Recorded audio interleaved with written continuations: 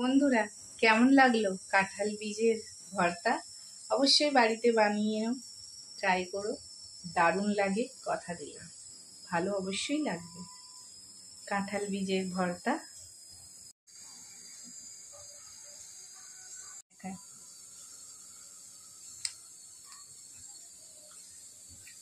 অসাধারণ হয়েছে, আমার তো খুব ফেভারিট।